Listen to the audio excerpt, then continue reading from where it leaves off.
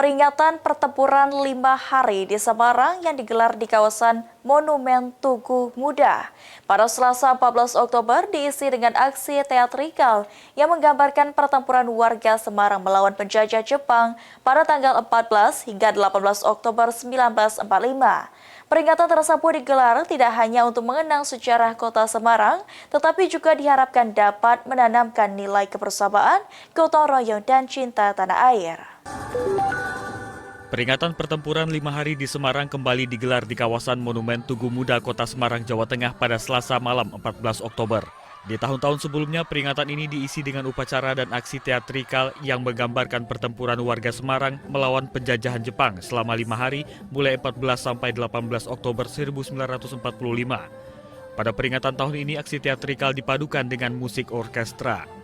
Wali Kota Semarang Agustina Wilujeng Pramistuti berharap peringatan ini tidak hanya menjadi momentum peringatan sebagian sejarah Kota Semarang, tetapi juga mampu menanamkan nilai kebersamaan, gotong royong, dan cinta tanah air. Melalui momentum ini, Wali Kota juga mengajak generasi muda untuk lebih bersemangat membangun Kota Semarang.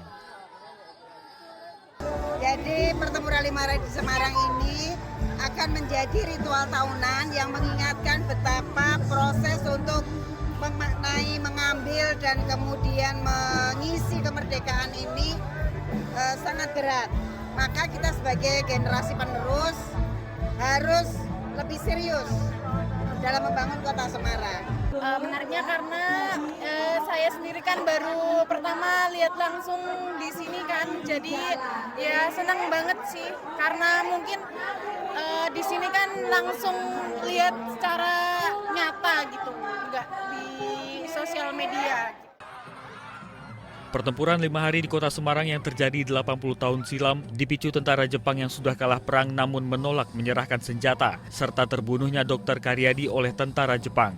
Pertempuran ini merupakan salah satu pertempuran terbesar rakyat Indonesia melawan Jepang pada masa transisi.